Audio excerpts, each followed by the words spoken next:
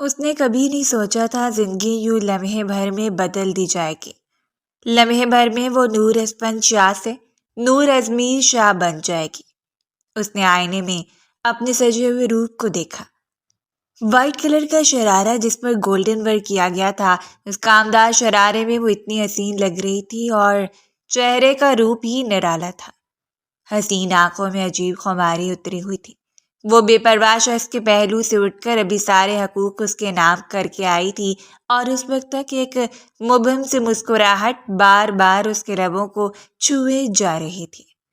ایسے لگتا تھا کہ بیگانی سی دنیا میں کوئی اپنا میسر آ چکا ہو، جیسے ایک عرصہ دھوپ میں چلنے والے شخص کو سایہ دار شجر میسر آ گیا ہو اور تبھی آہستگی سے اس کے کمرے کا دروازہ کھلا۔ آئینے میں نظر آنے والے عکس کو دیکھ کر اس کا دل دھڑکا۔ اپنے لبوں کو دانتوں میں دبا کر وہ پلٹی تھی، جبکہ وہ اسے چند قدموں کے فاصلے پر کھڑا بڑے انہماک سے اپنی پشت پر ہاتھ باندھے اسے دیکھ رہا تھا۔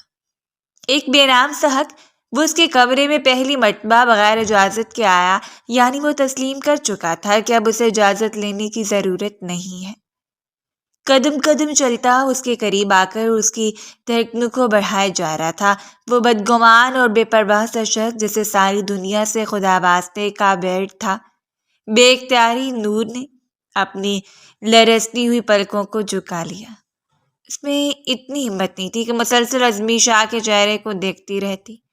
وہ بہت ہی کم ہمت واقع ہوئی تھی اس معاملے میں، جبکہ بغیر کسی بھی تاثرات کو اپنے چہرے پر سجائے وہ اسے صرف 2 قدموں کے فاصلے پر کھڑا تھا۔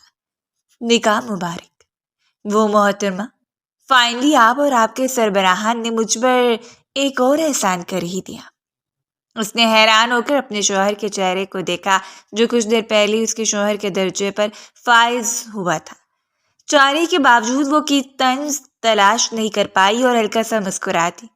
آپ کو بھی نکاح مبارک ہو محترم، اور یہ کوئی احسان نہیں بلکہ مقدر کا لکھا ہے۔ یہ پہلی مرتبہ تھا کہ اس نے ازمیر کے سامنے اتنا تفصیلی جواب دے دیا، ورنہ وہ تو اس کے سائے سے بھی گھبراتی رہتی تھی۔ اپنی چوڑیوں کو اتارنے کے لیے وہ بے مقصد ہی آئینے کی جانب پلٹ گئی۔ شاید اس کی گہری نظروں سے گھبرا رہی تھی جب اس کی پشت پر آ کھڑا ہوا، اور ازمیر کی خوشبو اس کے حواسوں پر اس قدر سوار ہوئی کہ اسے پاگل کر دینے کے لیے کافی ہو۔ دل اتنا دھڑکا تھا کہ ہاتھ لرزنے لگے اور ازمیر نے اس کے دونوں ہاتھوں کو تھام کر اس کی کلائی سے چوڑیاں اتارنی شروع کر دی۔ میں حویلی والوں پہ احسانات میں ڈوبا ہوا شخص ہوں، سو ہر عمل مجھے احسان ہی لگتا ہے، مقدر کم، اور ویسے بھی مقدر کے لکھے کو نہیں مانتا۔ وہ اب یوں بات کر رہا تھا جیسے کہ کسی گہری سرگوشی میں سے کسی گہرے راز سے واقف کر رہا ہو، جبکہ اس نے دکھ سے اس بدگمان شخص کے چہرے کو دیکھا۔ نہ جانے وہ خوش نہیں تھا یا جو بھی، لیکن اس کے چہرے سے یہ پتہ لگانا ناممکن تھا، اور وہ یہ بھی جانتی تھی کہ وہ کبھی بھی اپنی زبان سے تسلیم نہیں کرے گا۔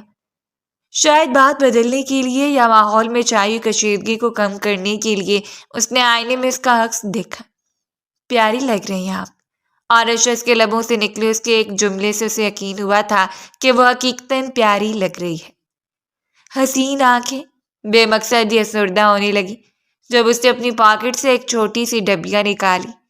وہ حیرت سے اس کے چہرے کو دیکھتی رہ گئی، جہاں کا ان رومانٹک شخص اب اس پر ایک اور احسان کرنے جا رہا تھا۔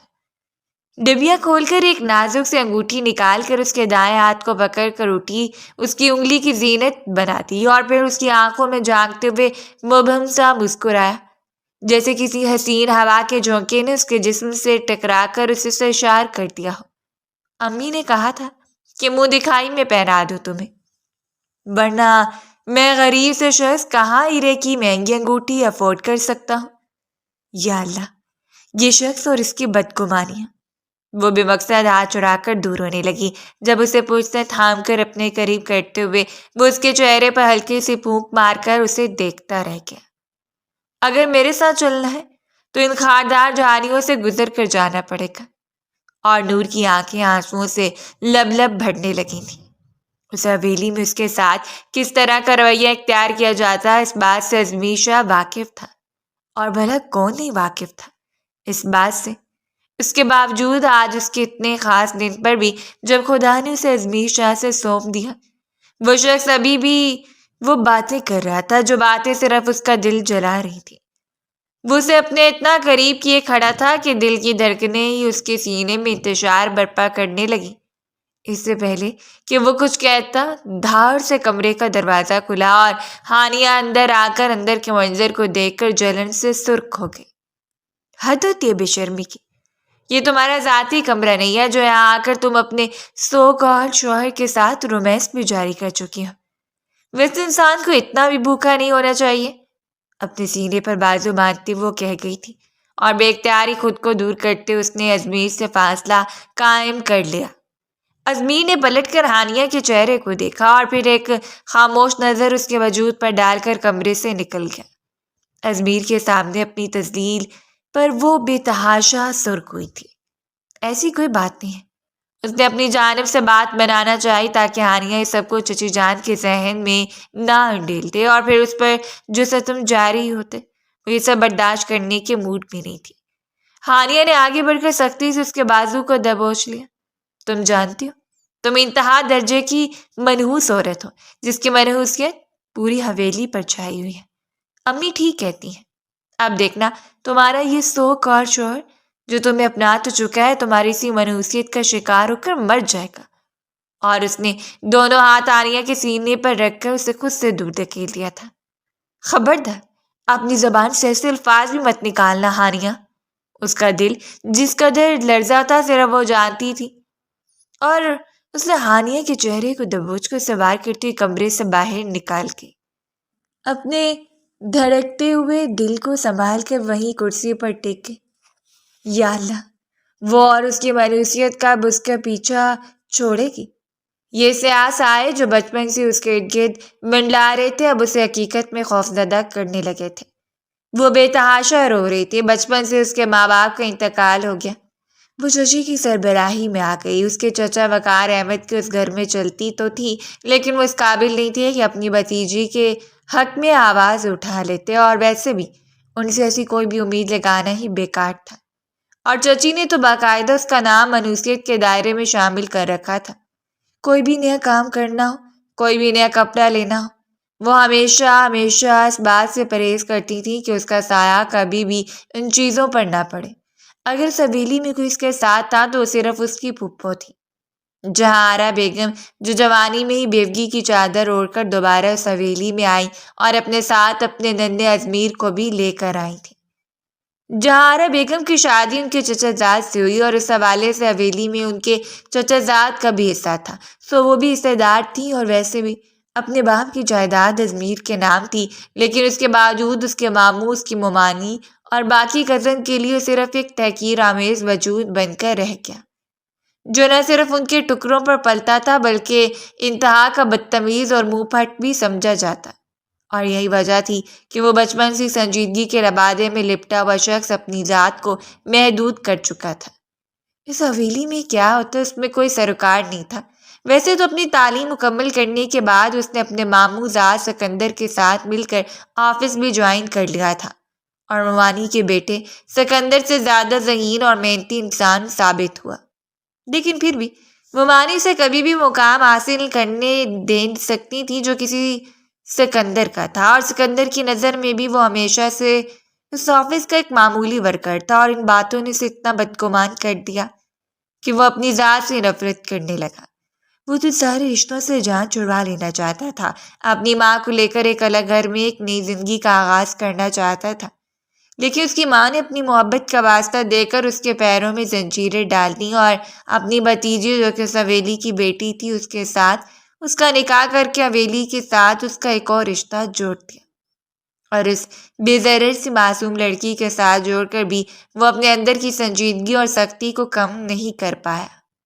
نہ جانے کیوں وہ ہر شخص سے بدگمان ہونے والا شخص اس لڑکی کی محبتوں کا واحد مرکز ہو کر بھی اس کے قریب نہیں ہو پایا۔ صرف 2 دنوں کے بعد اس کی رخصتی تھی، اور اس کے بعد شاید وہ ازمیر کے ساتھ ایک نئی زندگی کی شروعات کرتی، لیکن وہی چچی کی بات کی منحوسیت و سایہ اس کے ارد گرد منڈلاتے ہوئے ازمیر شاہ تک بھی پہنچ چکے تھے۔ یہ حقیقت تھی جس افسانوی بات کو اتنا اس کے سر چڑھا کر اسے مایوس کر دیا گیا تھا یہ تو وہ نہیں جانتی تھی، لیکن اب آہستہ آہستہ اپنی تقدیر اسے ستم گرد لگنے لگی۔ اس کے خاص دن کی پرواہ کیے بغیر ہانیہ نے اپنی ماں کو نہ جانے کیا کیا پٹیاں پڑھا کر شکایتیں لگائیں کہ اس کے چہرے کو تھپڑوں سے سرخ کرتے شگفتہ بیگم نے اس کے بالوں کو بھی نوچ لیا تھا۔ اس گھر میں رہنا ہے تو میری مرضی کے مطابق رہنا ہوگا۔ اس لاوارث اور یتیم لڑکے سے تمہارا رشتہ کیا ہے؟ خود کو ملکہ سمجھنے لگی ہو؟ اور جہارا بیگم آگے بڑھ کر بڑی مشکل سے اسے ان کے چنگل سے آزادی دی تھی۔ بھابھی کیا کر رہی ہیں آپ؟ اب تو جانے دیں، اب تو یہ میری بہو بن چکی ہے، ازمیر کی بیوی ہے۔ اور انہوں نے بھڑکتے اسے دھکیل کر جہارا کی گود میں پھینک دیا۔ بیوی بن چکی ہے تو اسے سمجھا دو کہ اس کا شوہر بھی ہمارے ہی ٹکڑوں پر پلتا ہے۔ وہ بس جہارا بیگم کی گود میں سسکتی رہ گئی، نہیں جانتی تھی کہ باہر دروازے سے پلٹ جانے والے شخص کے اندر کون سا زہر بھرا ہے۔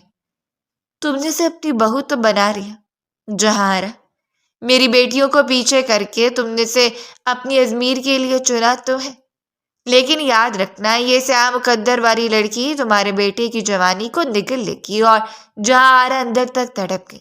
اپنی زہر اگلتی شگفتہ بیگم یہاں سے تو جا چکی تھی، لیکن اس کے وجود کو زلزلوں کی زد میں پھینک کر گئی۔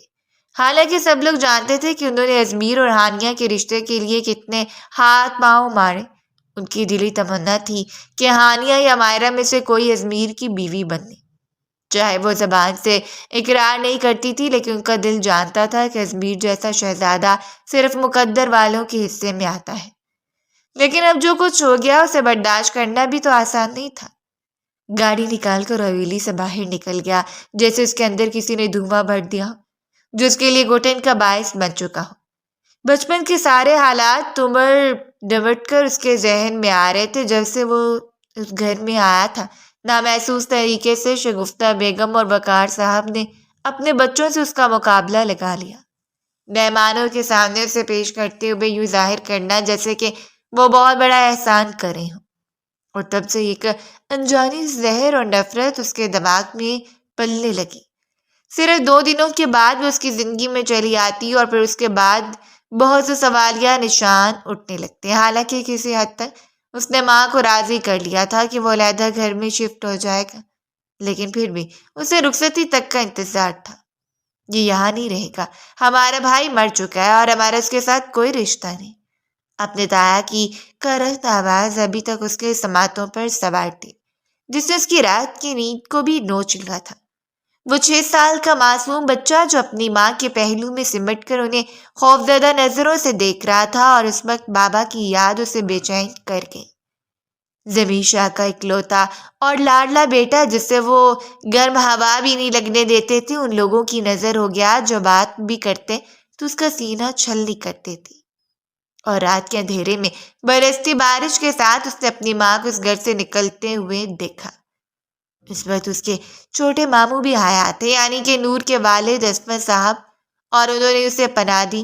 ان کی اپنی بیوی کا انتقال ہو چکا تھا اور نور کو بھی انہوں نے جہارا کی گود میں ڈال دیا۔ یہ تمہارا اپنا فیصلہ تھا اور تمہاری اپنی مرضی ہے، تم دوبارہ اس دروازے پر آنے کا حق نہیں رکھتی تھی جہارا۔ وقار ماموں کے الفاظ بھی کسی خنجر کی طرح اس کے دماغ کو نوچ رہے تھے۔ اس نے اتنے سال اپنی ماں کے ساتھ اس گھر میں سویلی میں گزار دیے جہاں ایک دن بھی ان کے ساتھ انصاف نہیں کیا گیا تھا، جہاں ہمیشہ ان کی ماں نے دب کر زندگی گزاری۔ نہ جانے کتنی سوچیں اس کے ذہن میں انتشار برپا کر رہی تھی۔ وہ واپسی کے لیے مڑا تو رات زیادہ ہو چکی تھی۔ پسینے سے شرابور جسم، چکراتا ہوا سر۔ وہ کوئی کمزور اعصاب کا مالک نہیں تھا، لیکن پھر بھی نہ جانے ذہن میں کتنی تباہی برپا تھی۔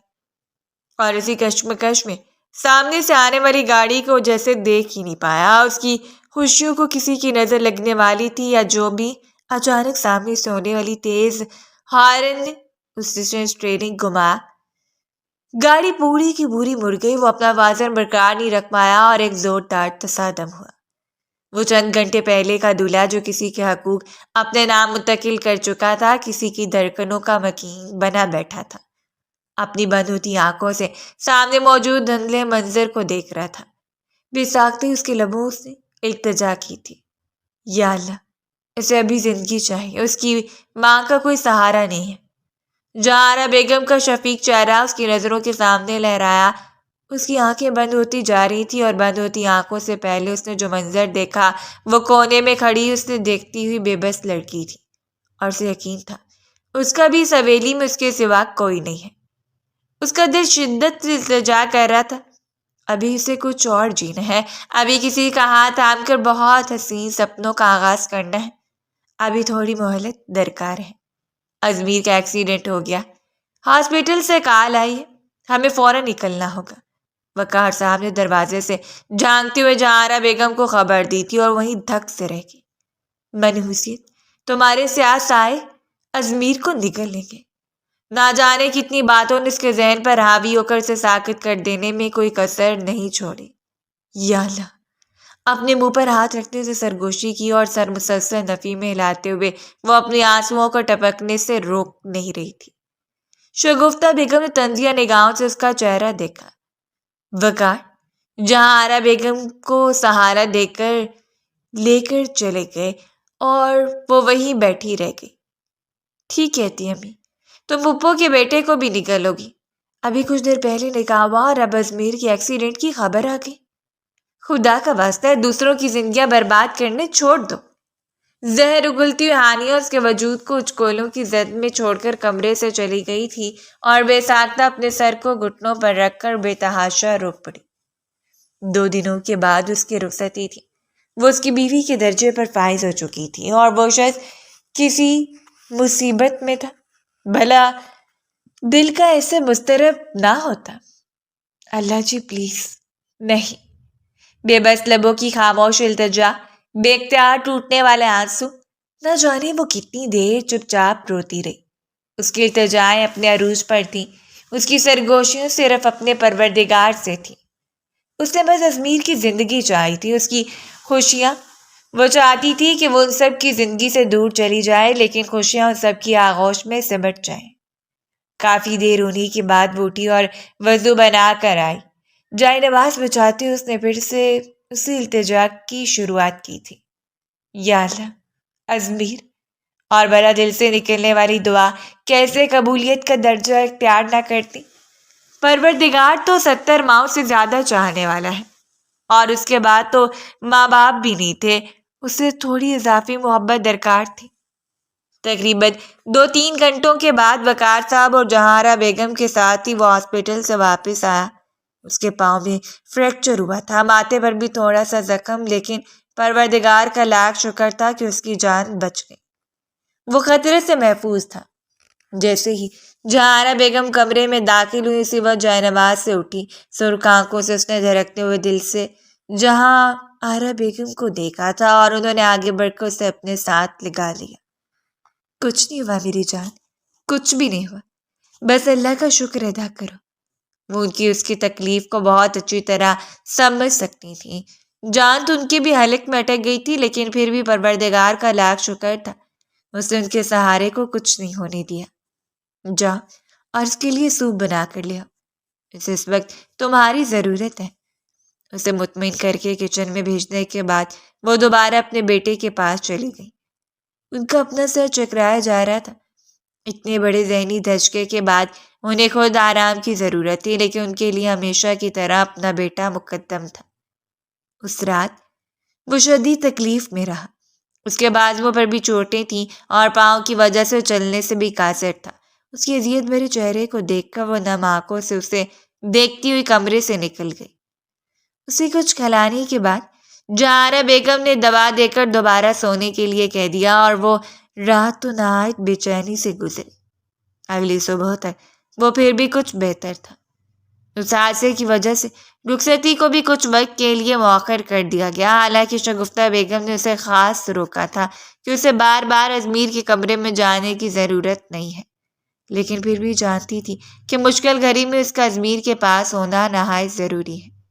اس نے خود اس کا خیال رکھا، چاہے وہ بات چیت نہیں بھی کرتا، لیکن پھر بھی اسے محسوس کر رہا تھا، جس طرح وہ اس کے قریب ہو کر اس کی دیکھ بھال کر رہی تھی، اسے ٹائم پر دوا دے کر اس کے زخموں پر مرہم لگاتی، یہ ابھی شام کا وقت تھا۔ جہارا بیگم اس کے پاس تھی جب وہ کھانا رکھنے کے لیے آئی اور پلٹنے لگی تھی کہ رک کر ایک نظر ازمیر کو دیکھا اور پھر آہستگی سے پوچھ لیا، اب کیسی طبیعت ہے آپ کی؟ نرمی سے اپنی پلکوں کو چھپاتے اس نے اشارہ کیا تھا کہ وہ اب ٹھیک ہے۔ مما پلیز آپ کمرے میں جائیں اور جا کر آرام کریں، میں بالکل ٹھیک ہوں۔ اب اس نے جہارا بیگم کو مخاطب کیا جو نہایت دکھ کی وجہ سے دوسرے دن سے شدید اذیت میں تھی۔ جی پپو، اب آپ کو آرام کرنا چاہیے، اب ازمیر پہلے سے بہتر ہے۔ اس نے نرمی سے جہارا بیگم کے کندھے پر ہاتھ رکھا اور انہوں نے سر اٹھا کر اسے دیکھا تھا۔ تو پھر ایسا کرو کہ آج رات تم رک جاؤ ازمیر کے پاس، شاید جیسے رات میں کسی چیز کی ضرورت ہو۔ ہڑبڑاتے ہوئے وہ جہارا بیگم سے دور ہوئی۔ کیا مطلب ہے پپو؟ میں کیسے؟ ازمیر کی موجودگی میں اس کے چہرے کی رنگت سرخ ہوئی تھی، جو اس وقت بڑی گہری نظروں سے اس کے چہرے کے تاثرات کا جائزہ لے رہا تھا۔ کیا ہو گیا بچے؟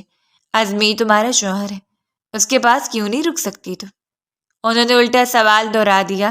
اس کا مطلب یہ نہیں تھا، بلکہ وہ یہ کہنا چاہتی تھی کہ جہارا بیگم گھر کے ماحول سے تو واقف ہے۔ اس نے ازمیر کو دیکھا، نہ جانے اسے کیوں لگا کہ بڑی دلچسپی سے اسے دیکھ رہا ہے۔ گھر والوں نے جو باتیں کی تھی، اسے جو منوسیت کے طعنے دیے تھے، وہ بھی جہارا بیگم ازمیر کو بتا چکی تھی، لیکن وہ خاموش لیٹا رہا۔ کوئی بات نہیں ماما، اگر وہ نہیں رکنا چاہتی تو آپ فورس مت کریں، اس نے کہہ دیا، اور نہ جانے اس احساس کے تحت اس نے ازمیر کی آنکھوں میں دیکھا تھا۔ ایک لمحے کے لیے اسے محسوس ہوا جیسے وہ ناراضگی کا اظہار کر رہا ہے۔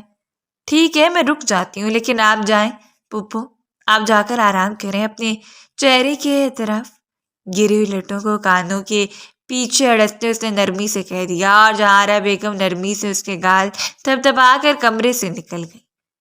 وہ صوفے پر جا کر بیٹھ گئی تھی، بے مقصدی انگلیاں چٹکاتے ہوئے ادھر ادھر دیکھنے لگی۔ نہ جانے کیوں اسے لگ رہا تھا جیسے اس کا جائزہ لے رہا ہے۔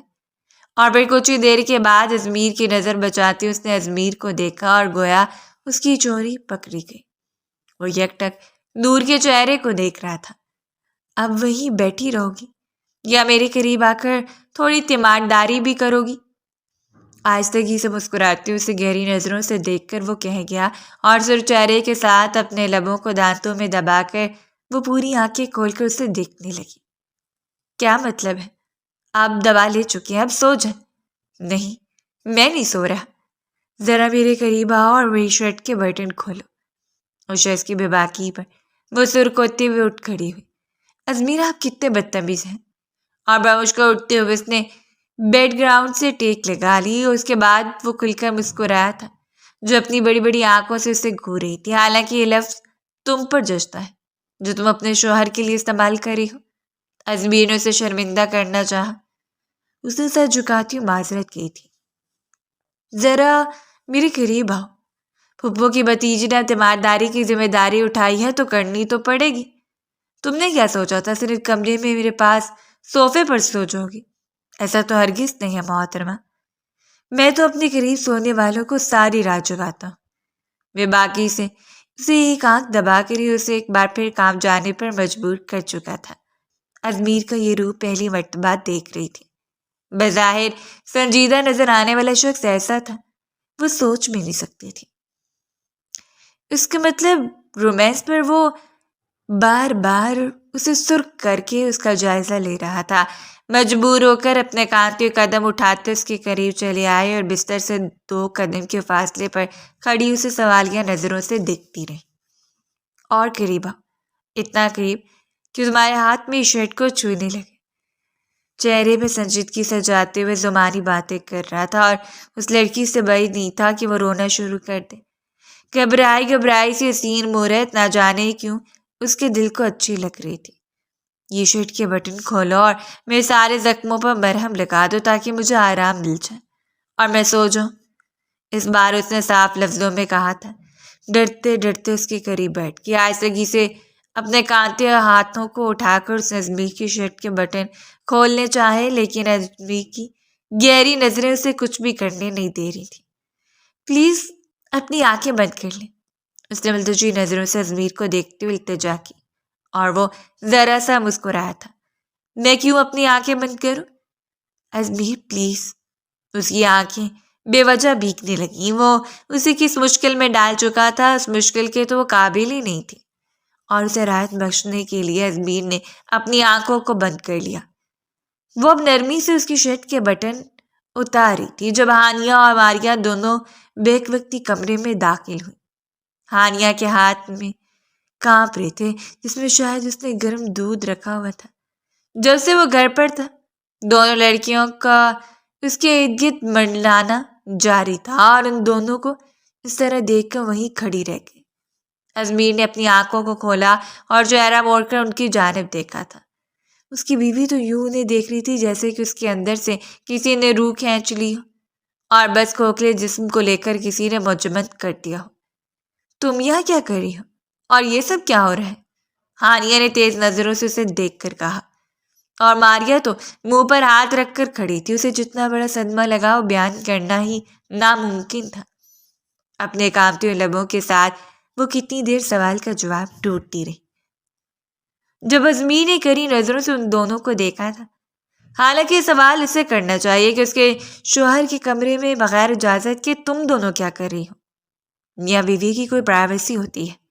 وہ یوں بات کر رہا تھا جیسے کہ ان کے درمیان بڑے زور و شور سے رومانس جاری ہو اور ان دو لڑکیوں نے آ کر خلط ڈال دیا ہو۔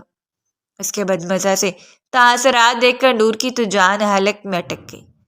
نہیں، ایسا کچھ نہیں ہے، میں بس دوا۔ اور اس شخص نے اپنا ہاتھ اٹھا کر نور کے ہاتھ کو پکڑ لیا تھا۔ سچ کہہ رہی ہے میری مسز، ان کا چھونا بھی میرے لیے دوا کی طرح ہے۔ Will you please go us privacy. یا اللہ، کیا شخص تھا وہ؟ اسے لگا اس کے کانوں سے دھواں نکل رہا ہے۔ اس بے باک شخص کی شرارتیں اپنے عروج پر تھیں۔ یہ وہ سنجیدہ شخص تھا جو کسی سے بات کرنے سے بھی پہلے 1000 مرتبہ سوچتا، اور اس بار تو اس کی زبان یوں پٹر پٹر چل رہی تھی کہ جیسے سارے جہان سے بدلے لینے کا ارادہ رکھتا۔ دونوں لڑکیوں کا چہرہ دھواں دھواں ہو گیا۔ تمہیں تو ماما دیکھ لیں گی۔ ہانیہ دانت پیستے اسے دھمکی دینے سے باز نہیں آئی، لیکن پلیز ماما سے کہنا کہ صبح ہی دیکھیں، کیونکہ اب ہم ایک دوسرے کے تھوڑا کلوز ہیں تو اچھا نہیں لگے گا انہیں۔ اور ازمیر کی بات سن کر پیر پٹکتے ہوئے دونوں انہیں دیکھ کر کمرے سے نکل گئے۔ وہ اچھی طرح جانتا تھا کہ کمرے سے نکل گئی ہیں، لیکن دروازے کے اس پار لگی کھڑی ہوں گی۔ انہیں کہاں اتنی جلدی یقین آنے والا تھا اس سارے ڈرامے کا؟ ازمیر، آپ؟ اس نے بھڑکتے ہوئے اپنے ڈرامے باز شوہر کو دیکھا، جس نے کیا اداکاری کی تھی کہ وہ بھی حیران رہ گئی۔ جی جان ازمیر، اب کوئی نہیں آئے گا، آپ کنٹینیو کرو۔ بہت اچھا لگ رہا تھا یار۔ اس کے لہجے میں اس قدر خمار تھا کہ وہ سرخ ہوتے ہوئے سے تھوڑا سا دور ہو گئی۔ انگلی اٹھا کے وہ نہ جانے سے کیا کہنے لگی تھی جب اس نے دوبارہ اس کی بولتی بند کر دی۔ پوری شرٹ اپنے ہاتھوں سے اتارو، کم سے کم یہ حسین رات مجھے بھولنی نہیں چاہیے۔ تمہارا لمس بہت سکون دیتا ہے مجھے، لیکن پہلے لائٹ آف کر دو۔ زہریلی نظروں سے ایک دوسرے کو دیکھتے دانت پیس کر اپنے کمروں میں چلی گئی تھیں۔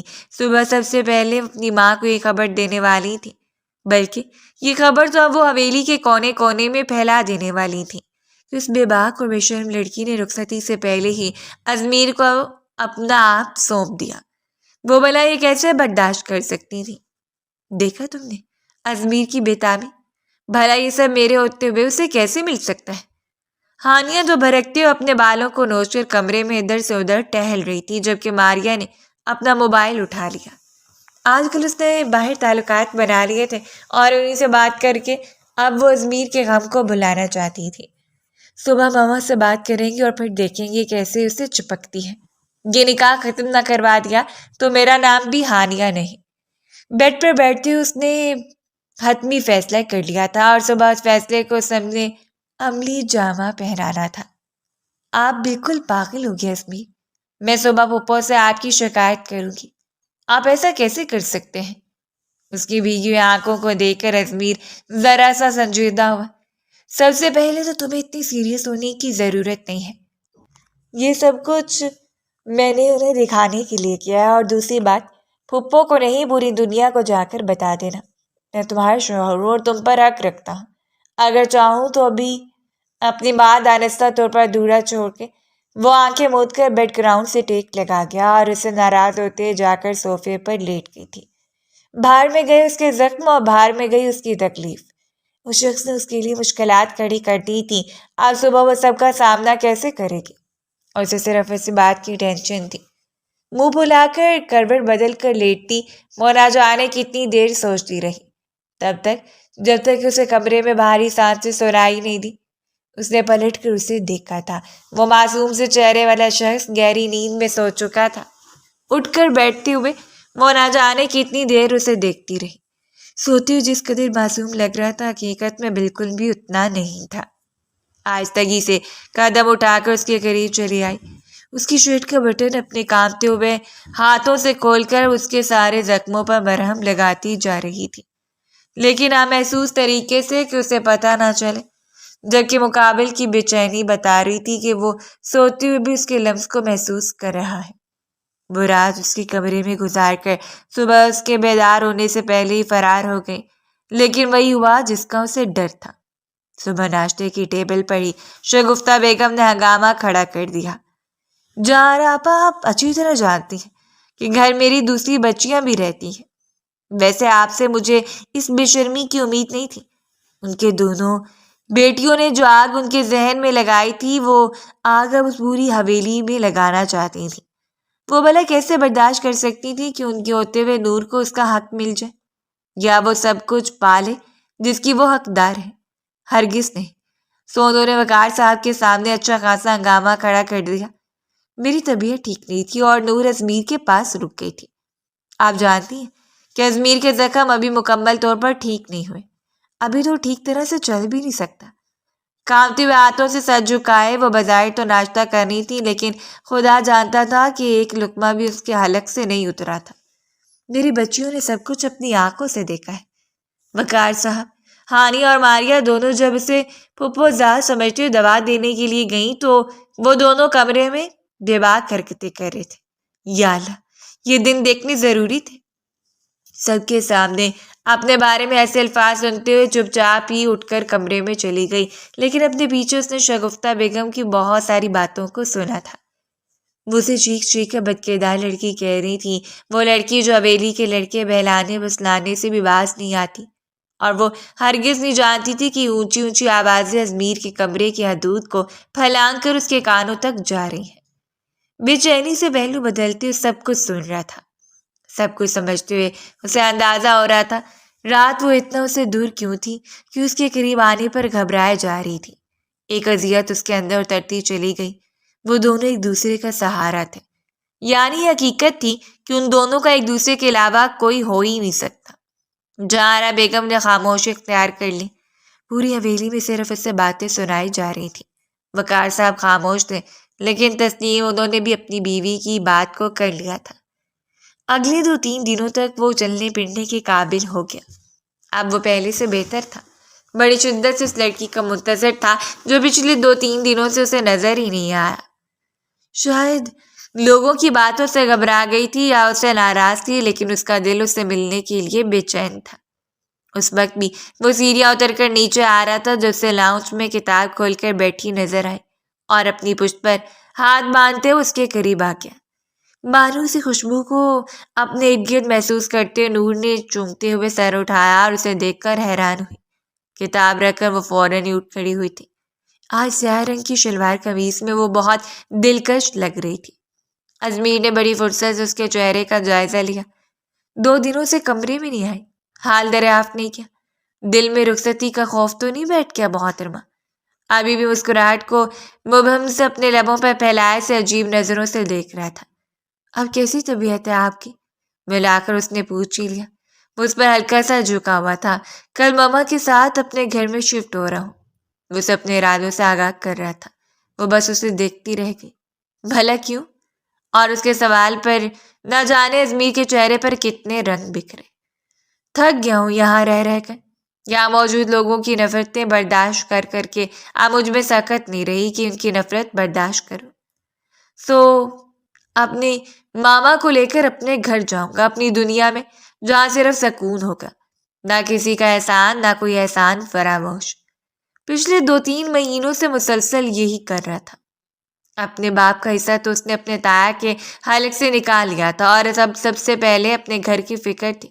اسے نکاح کے فوری بعد اس کا ارادہ تھا کہ جہاں آرا بیگم کے ساتھ وہ اپنے گھر میں شفٹ ہو جائے گا، لیکن پھر یہ سب کچھ رخصتی تک ملتوی کر دیا گیا۔ وہ چاہتی تھی کہ اس سے پوچھے کہ وہ کہاں جائے گی۔ اس کی آنکھوں میں نہ جانے کتنے سوال ابھرتے رہے، لیکن سر جھکا کر اس نے وہاں سے ہٹ جانا بہتر سمجھا۔ وہ بعد اس کی آنکھوں میں ٹپکنے والے آنسو نہ دیکھ لے۔ یہاں رہنے والا اگر اس کا ایک رشتہ بھی اسے لوگوں میں چھوڑ کر دور چلا گیا تو وہ کہاں جائے گی؟ بے وجہ ہی دل اداس ہونے لگا تھا۔ دل کی ادا سے یوں غالب آئی تو اپنے کمرے کا دروازہ بند کر کے نہ جانے کتنی دیر اپنے رونے کی مشغلے کو پورا کرتی رہی۔ اگلے دن جہانا بیگم نے ساری پیکنگ کر لی تھی۔ انہوں نے سب کو بتا دیا کہ وہ دونوں ماں بیٹا یہاں سے شفٹ ہو رہے ہیں۔ عائشہ گفتہ بیگم نے کچھ دلچسپی ظاہر کی، لیکن وقار صاحب نے نہ ہی انہیں روکا تھا اور نہ ہی کوئی اور بات۔ اگر وہ یہ فیصلہ کر چکا تھا تو ان کے روکنے سے رکنے والا نہیں تھا۔ ویسے بھی اسے ہر حال میں رخصتی کے بعد یہاں سے چلے جانا تھا۔ سب شگفتہ بیگم اور اس کی بیٹیوں میں تو اس بات کی وجہ سے خوشی کی لہر دوڑ گئی کہ اس نکاح کو ابھی تک دل سے تسلیم نہیں کر پایا۔ اسے یہی ان لوگوں کے درمیان چھوڑ کر اپنی ماں کے ساتھ جا رہا تھا۔ سو اب اس نکاح کو ختم کرنا ان کے لیے کوئی مشکل امر نہیں تھا، بلکہ نہایت آسان۔ وہ دونوں کو آسانی سے ایک دوسرے سے بدگمان کر کے اس نکاح کو توڑ سکتی تھی۔ اس پورے دن وہ اپنے کمرے سے باہر نہیں نکلی۔ اس میں اتنی ہمت نہیں تھی کہ اپنی پھپھو کو جاتے ہوئے دیکھ لیتی۔ یہاں وہ انہی کے سہارے موجود تھی، اور ازمیر جس کے بارے میں اسے سوچا تھا کہ اس رشتے کے بننے کے بعد اس کے قریب آ گیا، ان دونوں کے درمیان ایک احساس بھرا رشتہ قائم ہے۔ وہ دونوں ایک دوسرے کے ساتھ قدم سے قدم جوڑ کر چلیں گے، اس کا ہمدرد، اس کا نگہبان۔ لیکن شاید ہانیہ ٹھیک کہتی تھی کہ رشتہ مجبوری میں بنایا گیا ہے، اور وہ ہمیشہ ہی اس رشتے سے بھاگتا رہے گا۔ شام کے بعد سارے سامان کو شفٹ کر کے اپنی ماں کو لینے کے لیے اپنا بیگ سنبھال کر باہر آئیں۔ ان سے ملنے کے لیے اپنا دوپٹہ سر پر سجائے وہ بھی سیڑھیاں اتر کر نیچے چلی آئی۔ دل عجیب سے گھٹن کا شکار تھا، اس کا پورا وجود بے چین تھا۔ اندر کہیں دور کسی کونے میں بے چینی بھی اس پر غالب تھی کہ اس کی نظروں سے دور جا رہا ہے وہ جس کا نام لے کر دل نے دھڑکنا سیکھ لیا تھا، وہ جس کے خوابوں کو سجا کر آنکھوں نے سونا سیکھ لیا تھا، وہ جس کا نام لے کر لب مسکرانا سیکھے تھے۔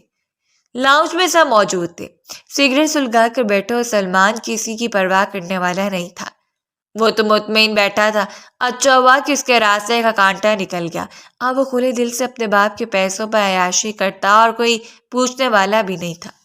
دور وہ سیڑھیوں کے پاس کونے میں کھڑی اپنی سوگوار آنکھوں سے انہیں جاتا ہوا دیکھ رہی تھی، اس امید کے ساتھ کہ ایک روز اسے بھی یہاں سے آزادی مل جائے گی۔ سب سے ملاقات کرتے ہوئے اسے ایک وجود کو اگنور کیا ہوا تھا، جو وجود اس کے دسترس میں ہو کر بھی میلوں فاصلے پر تھا۔ سب سے ملنے کے بعد وہ وقار صاحب کے سامنے آیا۔ ماموں، جو کچھ آپ کو سب نے ہمارے لیے کیا، میں اس کے لیے احسان مند رہوں گا۔ میں اس گھر سے کچھ بھی نہیں لے کر جا رہا سوائے اپنی ماں کے، اور وہ سب کچھ جو میری محنت سے بنایا گیا، اور وہ سب بھی جس سے آپ نے مجھے نوازا ہے۔ اپنی پشت پر ہاتھ باندھ کر وقار صاحب اسے دیکھتے رہے، اور پھر ہاتھ بڑھا کر اس کے کندھے پر تھپکی دی تھی۔ جیتے رہو، اپنی ماں کا خیال رکھنا۔ وہ مسکراتے پلٹا، اس کا دل ڈوب کر ابھرنے لگا تھا، آنکھیں بے وجہ نمکین پانیوں سے بھرنے لگی تھی۔ وہ اب اسے دیکھ رہا تھا، اور پھر جیسے وہ جاگتے میں اب دیکھنے لگی۔ وہ اب اس کی جانب قدم بڑھا رہا تھا، اور اس کی دھڑکنیں ویسے ہی تیز ہوتی جا رہی تھی۔ یوں لگا جیسے دل کانوں میں آ کر دھڑکنے لگا ہو۔ کامتے وجود کو سمیٹ کر 2 قدم دور ہوئی، جبکہ مسلسل اس کے قریب آ رہا تھا، اور پھر ہاتھ بڑھا کر اس کا ہاتھ تھام لیا۔ کسی بت کی طرح اس کے ساتھ کھینچی چلی جا رہی تھی، جیسے اس میں جان باقی نہ رہی ہو، جیسے اس میں کچھ بھی کرنے کی سکت باقی نہ رہی ہو۔ وہ اس کے ساتھ کھینچی چلی جا رہی تھی، اس کا ہاتھ پکڑ کر بڑے حق سے لے کر جا رہا تھا۔ جو شگفتہ بیگم آگے بڑھی، اسے کہاں لے کر جا رہے ہو؟ یہ رخصتی تک یہیں رہے گی۔ وہ تو یوں خاموش تھی جیسے اسے کسی قوت گویائی چھین لی گئی ہو، جیسے کہ کچھ کہنے سننے کے قابل ہی نہ رہی ہو۔ وہ پلٹ کر شگفتہ بیگم کا چہرہ دیکھتے ہلکا سا مسکرایا۔ نہیں ممانی جان، بقول آپ اور آپ کی بیٹیوں کے رخصتی تو پہلے ہو چکی ہے، اور ویسے بھی آپ کے بقول یہ بدکردار لڑکی پہلے ہی مجھے اپنا سب کچھ سونپ چکی ہے، تو پھر میرے خیال میں رخصتی تک رکنا نہیں چاہیے۔ تو میں اس گھر سے اپنی امانت یعنی کہ اپنی بیوی کو ساتھ لے کر جا رہا ہوں۔ اور سب سے پہلے ہانیاں بھڑکتے ہوئے آگے بڑھی تھی۔ تو میں ایسا کیسے کر سکتے ہو بابا؟ ایسے تو آپ کی عزت خاک پہ مل جائے گی۔ اور وقار صاحب خاموش کھڑے رہے، اسے تھام کر ان کی جانب آیا تھا۔ جہانہ بیگم بس فخر سے اپنے بیٹے کو دیکھتی جا رہی تھی۔ آپ نے ہمیشہ خاموشی اختیار کی ہے ماموں، لیکن آج خاموشی آپ کا حق نہیں بنتا۔ آپ کا بھائی آپ کے پاس ایک امانت چھوڑ کر گیا تھا، جس کی حفاظت آپ ٹھیک طرح سے نہیں کر پائے۔ وہ سر جھکا کر بس روئے جا رہی تھی۔ اب آپ وہ امانت مجھے سونپ چکے ہیں تو اسے مکمل طور پر میرے حوالے کریں، تاکہ میں کسی بھی طرح سے کسی گمان میں نہ رہوں۔ میں اپنی بیوی کو اپنے ساتھ لے کر جاؤں گا۔ اس نے جس حق سے اسے بیوی کہا تھا وہ بس نہ آنکھوں سے اس حسین چہرے والے شخص کو دیکھتی رہ گئی، جس کا باطن اس کے چہرے سے زیادہ حسین تھا۔ وہ تو ہمیشہ سے یہ سمجھتی آئی تھی کہ اس کے سامنے رشتہ کوئی حیثیت نہیں رکھتا، لیکن آج وہ ظاہر کر رہا تھا کہ اپنے رشتوں کے لیے کس قدر پوزیسو ہے۔ یہ یہاں سے کچھ نہیں لے کر جائے گی، اس کا سب کچھ مجھ سے منسلک ہے، سو میں اس گھر سے صرف اسے لے کر جا رہا ہوں۔ اس نے بس وقار احمد سے اجازت طلب کی، کسی اور کے جلنے کی، کسی اور کے تڑپنے کی پرواہ کیے بغیر اسے اپنے ساتھ لے کر آیا تھا، اپنی دنیا میں، جو دنیا اس نے صرف اپنوں کے لیے بنائی تھی، جہاں کسی حاسد کا، کسی مغرور یا کسی بھی زبان دراز انسان کا عمل دخل نہیں تھا۔ یہ اس کی دنیا تھی، جہاں آ کر وہ بس شکر گزاری سے شخص کو دیکھتی رہی جو وہ قدر نے اس کے حوالے کیا تھا، جو اس کی ساری دعاؤں کا صلہ تھا، جسے پاتے اس نے اندازہ نہیں لگایا تھا کہ اس کی زندگی یوں بدل دے گا۔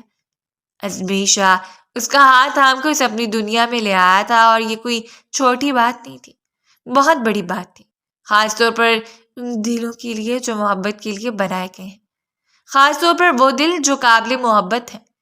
ٹھنڈی ہوا نے پوری فضا کو اپنی لپیٹ میں لے لیا تھا۔ یہی ٹھنڈی ہوا اس کے حسین بالوں کے ساتھ چھیڑخانی کرتے ہوئے نے بار بار اس کے چہرے پر گرا رہی تھی۔ چہرے کے قب کے ساتھ وہ یہ وقت خود کے ساتھ بتانے کے لیے آئی تھی۔ یہاں آنے کے بعد ازمیر اس سے زیادہ ٹائم نہیں دے پایا، اور وہ بھی پھپھو کے ساتھ مکمل طور پر سیٹنگ میں مشغول تھی۔ لیکن اب جب سب کچھ مکمل ہو چکا تھا تو خود کے ساتھ وقت گزارنے کے لیے اس نے وقت نکال ہی لیا۔ سب کچھ ختم ہو گیا تھا، سارے احساسات خود بخود اسے حسین بنانے کی تیاریوں میں تھے۔ یہاں وہ پورے ٹھار سے لا کرتی تھی، اس کا گھر تھا، اس کے شوہر کا گھر، جو اس کا محافظ تھا، اس کا نگہبان۔ اچانک اس کے پہلو میں آ کر کھڑا ہوا، اس کی خوشبو پہلے اسے آگاہ کر چکی تھی کہ وہ اس کے قریب آ رہا ہے۔ یہاں وقت گزارنے سے بہتر تھا کہ تھوڑا سا وقت اپنے شوہر نامدار کے ساتھ گزار لیا۔ اس کے ہاتھ سے چائے کا کپ لیتے ہوئے اپنے لبوں سے لگا چکا تھا۔ وہ پہلے حیران ہو کر اسے دیکھتی رہی اور پھر آہستگی سے مسکرا دی۔ آپ مصروف تھے تو میں نے آپ کو ڈسٹرب کرنا مناسب نہیں سمجھا۔ ہمیشہ کی طرح ملائم لہجہ، وہی لہجہ جس سے بات کرتے مقابل کو اپنے دل میں اترتی ہوئی محسوس ہوتی۔ حالانکہ میں نے سنا ہے کہ بیویاں بہت ڈسٹرب کرتی ہیں، بہت مغز ماری کرنے کے لیے۔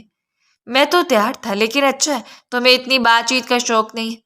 نہ جانے کیوں بات کرتے اس کی انگلیوں میں عجیب سی ہلچل ہو رہی تھی، وہ بے تاب ہو رہی تھی اس کے حسین بالوں کو چھونے کے لیے جو بار بار اسے ڈسٹرب کر رہے تھے۔ اب ایسا بھی نہیں ہے شاہ صاحب، آپ کے بارے میں بہت کچھ جاننے کا اشتیاق ہے، بہت کچھ سنبھال کے رکھا ہے جو کسی روز فرصت ملی تو جانوں گی۔ اور ازمیر نے بڑی ہمت سے اسے کمر سے تھام کر آہستگی سے اپنے قریب کرتے اس کے بالوں کو سنوار دیا تھا۔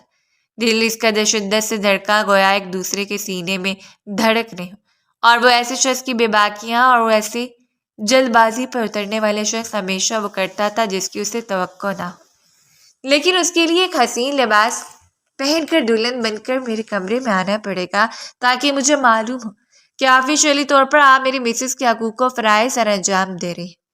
پھر میں اپنے بارے میں آپ کو بہت کچھ بتاؤں گا، بہت کچھ ایسا جسے جاننے کے بعد آپ کے چہرے سے سرخیاں نہیں ہٹیں گی۔ وہ اس کے دیکھتے ہوئے رخساروں کو دیکھ کر کہہ رہا تھا، اور وہ پڑپڑاتے اس سے دور ہونے لگی۔ لیکن ازمیر اسے مزید قریب کرتے تو آہستگی سے اس کے لبوں پر گستاخی کی تھی۔ وہ حیران رہ کر اسے دیکھتی رہ گئی اور اگلے لمحے پلکوں کو جھکا کر فرار چاہی، لیکن اسے گھماتے ہوئے اس کی پشت کو اپنے ساتھ لگا چکا تھا۔ اس حسین موسم کو دیکھو، یہ حسین ہوائیں ہماری محبت کا سندیسہ لے کر آئی ہیں۔ آزادی سے پڑپڑاتے ہوئے حسین بالوں کو دیکھو، جن میں چلنے والی میری بےتاب انگلیاں جو میرے حق کے اس جہاں میں لے کر جائیں گی جسے واپس لوٹنا ہی محال ہو۔ وہ آہستہ آہستہ اس کے بازوؤں پر اپنی انگلی سے رقص کرتے اپنے لفظوں سے اس کے دل میں اترا تھا اور نم آنکھوں کے ساتھ مسکراتے ہوئے اسے دیکھتی رہ گئی۔ بتائیں، پھر آپ کہاں تک ساتھ دینے کا ارادہ رکھتی ہمارا؟ اب اس کے سامنے اپنی ہتھیلی پھیلا چکا تھا اور اس نے اپنا کامتا ہوا ہاتھ اٹھا کر اس کی چوڑی ہتھیلی پر رکھ دیا۔ دونوں اس وقت ایک دوسرے کی آنکھوں میں دیکھ رہے تھے، جہاں صرف طوفان تھا، جذبات کا ٹھاٹھے مارتا ہوا سمندر اور محبت کی لہریں معجزہ تھی۔ جب تک یہ جڑیوں سے زیادہ ہاتھ بے جان ہو کر آپ کے ہاتھوں سے نہ پھسل جائیں، تب تک جب تک کہ میری سانسیں میرا ساتھ نہ چھوڑ دیں، تب تک جب تک یہ دل دھڑکنا نہ چھوڑ دے، تب تک۔ اگر انسان واقعی مرنے کے بعد 7 منٹ تک زندہ رہتا ہے تو میرے وہ 7 منٹ بھی آپ کے نام ہوئے۔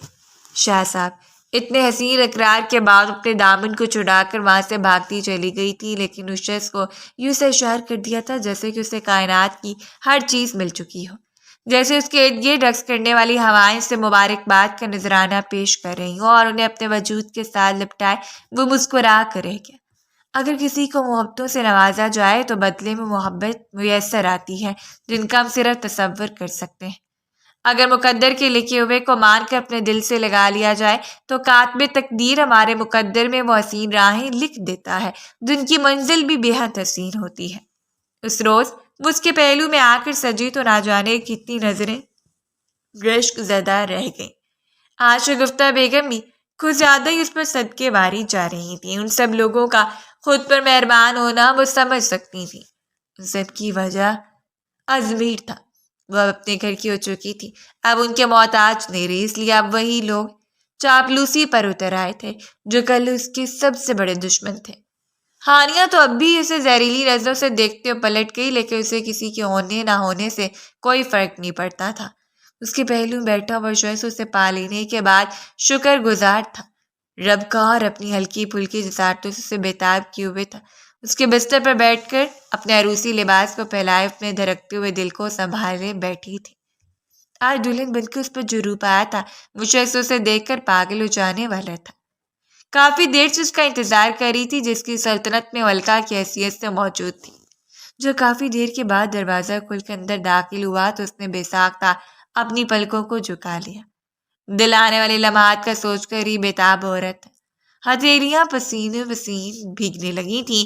وہ قدم قدم چلتا اس کے قریب آ رہا تھا اور اسی طرح اس کی سانس لینا دوبر ہو رہا تھا۔ اس کے حسین چہرے کو دیکھتے ہوئے ازمیر اس کے سامنے بیٹھ گیا۔ اس کی نظریں ابھی بھی نور کے پر نور چہرے کا طواف کر رہی تھی اور آہستگی سے اپنے دونوں ہاتھوں کو بڑھا کر اس کے چہرے کو اپنے ہاتھوں کے پیالے میں تھام کر اس کے ماتھے پر اپنے سلگتے ہوئے لب رکھ کر اسے بے چین کر گیا۔ ایک معتبر احساس اس کے وجود میں سرایت کرتا چلا گیا۔ اپنی آنکھوں کو بند کر کے اس نے یہ محفوظ لمس محسوس کیا تھا۔ تم جانتی ہو، میں نے کبھی نہیں سوچا تھا کہ میں تم سے محبت کرنے لگوں گا۔ میں سوچ بھی نہیں سکتا تھا کہ میری محرومیوں کا صلہ اس قدر خوبصورت ہوگا۔ وہ لوگ جنہوں نے مجھ سے بہت کچھ چھینا، میرا اعتماد، میرا بچپن، ان لوگوں نے مجھے تم سے نواز دیا، گویا انہیں ان کی ساری غلطیوں کی معافی مل گئی ہے۔ مجھے کھینچتے ہوئے اپنے اوپر گرا چکا تھا۔ پاگل کر دینے کے لیے کیا کچھ موجود نہیں تھا۔ چوڑیوں کی کھنن، خوشبوئیں اور رنگوں میں لپٹا وجود نرمی سے اس کی سراہی دار گردن کو بھاری نیکلس کی قید سے آزاد کرواتے اس کی گردن پر لب رکھ کر اسے مکمل سرخ کر گیا اور اپنی لڑزتی ہوئی پلکوں کو جھکا کر وہ مبہم سا مسکرائی تھی۔ مجھے تمہارا لمحہ دستیاب چاہیے تاکہ ہم دونوں ایک دوسرے کی ساری محرومیوں کو ختم کر دیں۔ دور اس کے علاوہ آہستہ آہستہ دور کی گردن پہ سرکتے جا رہے تھے۔ اسے حسین رنگوں میں لپٹا ہوا دیکھ کر بےتاب تھا اور یہ بےتابی اس کے وجود سے بتحاشا محبت کر کے مٹا سکتا تھا۔ وعدہ کریں کہ کبھی بھی اپنی محبت کو میرے لیے کم نہیں کریں گے، کبھی بھی مجھے اپنی محبت کی کمی محسوس نہیں ہونے دیں گے ازمیر۔ اپنی طرف سے تو اس نے اپنی زندگی مانگ لی تھی، لیکن اس شخص کے لیے معمولی وعدہ تھا، معمولی ساتھ۔ ویسے تو اس گھر میں آنے کے بعد سب کچھ پا چکی تھی، وہ سب کچھ جس کی کوئی تمنا کر سکتا ہو۔ ماں جیسی پھوپھو جو اس سے بے تحاشا محبت کرتی تھی، اور ازمیر جو اس کے یوں ناز نخرے اٹھایا کرتا کہ دیکھنے والے رشک زدہ رہ جاتے۔ لیکن اس وقت بھی وہ شخص کہ جنون اور محبتوں سے گھبرائی ہوئی تھی، اور اسی گھبراہٹ کا شکار ہو کر اس نے آہستگی سے اس کے وجود سے فرار چاہی، لیکن آج فرار ممکن نہیں تھی۔ وہ بےتاب ہو کر اس کے لبوں کو دسترس میں لے چکا تھا، اور اس پر اپنی محبتیں نچھاور کر کے اپنے وجود پر اس کے نام کی مہر ثابت کرنا چاہتا تھا۔ یہ ضمیر شاہ کا وعدہ ہے تم سے کہ چاہے ساری دنیا بدل جائے، لیکن میرے لیے جو مقام نور کا ہے وہ کسی اور کا نہیں ہوگا۔ وہ اب اسے اپنے سامنے لٹائے اسے جولی سے آزاد کر رہا تھا۔ دو دھڑکتے ہوئے دل لمحہ لمحہ سرگوشیوں میں ڈوبتے ایک دوسرے پر اپنی محبت نچھاور کر رہے تھے۔ اس کی نرم سرگوشیاں نور کو سمٹ جانے پر مجبور کر رہی تھی۔ اس کے کان کی رو پر اپنے لبوں پر حرکت دیکھ کر اس کے وجود میں کپ کپی دوڑا رہا تھا۔ اس کے سین بالوں سے کھیل کر ان کی خوشبو سے سیراب ہو رہا تھا۔ اس کے لبوں پر جھک کر اپنی پیاس مٹا رہا تھا، اور لمحات کو جیتے ہوئے اپنا آپ اس شخص کے سپرد کر چکی تھی جس نے اس کے حصے میں نہ جانے کتنی عنایتوں کو لکھ دیا۔ رات آہستہ آہستہ سرک رہی تھی، اور ان کی سرگوشیاں ایک دوسرے کے دلوں کو دھڑکا رہی تھیں۔ کمرہ نیم اندھیرے میں ڈوبا ہوا تھا، اور دل بےتاب ہو کر مضطرب حالت میں ایک دوسرے میں پیوست ہوتے جا رہے تھے۔ کھڑکی کے پار کھڑے چاند نے ان دونوں کو دیکھ کر بادلوں کی اوٹ میں پناہ لے لی، کیونکہ اسے یقین تھا کہ صبر کرنے والوں کو ایسی اجر دیا جاتا ہے۔ اسے یقین تھا کہ جو ایک دوسرے کو مقدس سمجھ کر ایک دوسرے کا ہاتھ تھام لیتے ہیں، وہ آنے والی ہر رکاوٹ کو قبول کر کے منزل پا لیتے ہیں، جس کا تصور ہی حسین ہو۔ کبھی کبھی کسی ایک رشتے سے بدگمان ہو کر کسی دوسرے رشتے سے منہ موڑنے کی کوشش نہ کریں۔ ہو سکتا ہے کہ آپ کی زندگی کی ساری محرومیاں، ساری خوشیاں اسی ایک رشتے میں چھپی ہوں، جس سے دور ہو کر آپ خود پر سارے دروازے بند کر دیں، کیونکہ پروردگار کے فیصلے نہایت عمدہ ہوتے ہیں۔ نعم البدل کی تو گنجائش ہی نہیں ہوتی۔ وہ آپ کے لیے وہی چنتا ہے جو بہترین ہوتا ہے، بس انسان ہی ہمیشہ سے جلد باز واقع ہوئے۔ امید ہے ہماری یہ سٹوری آپ کو پسند آئی ہوگی۔ اگر سٹوری آپ کو پسند آئی تو فیڈ بیک لازمی دیجیے، اور ایسی مزید سٹوریز کے لیے چینل کو سبسکرائب کر دیں۔ شکریہ۔